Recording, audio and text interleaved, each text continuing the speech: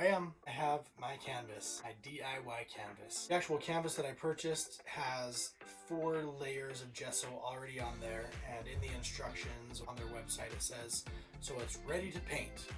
But as I was looking at it, I'm thinking I want one more layer because I can still see the fabric texture, and I think I want it a little smoother. I'm gonna do that, and then after it's dry, I'm gonna trace the outline of my image on there.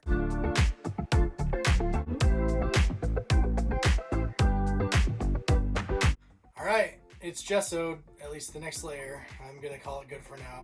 These oil-based colored pencils just arrived in the mail and I'm super excited. I learned that if I use regular colored pencils, that it could repel the paint, the oil paint that I'm gonna use. I use this brush to apply the gesso.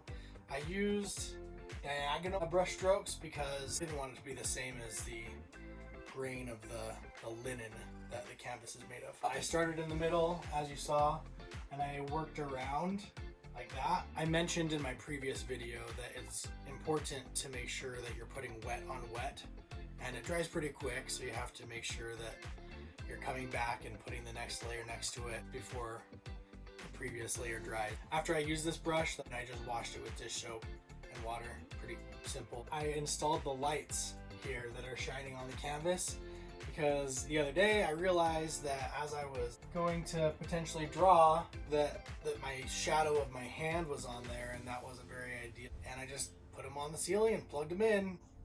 It works.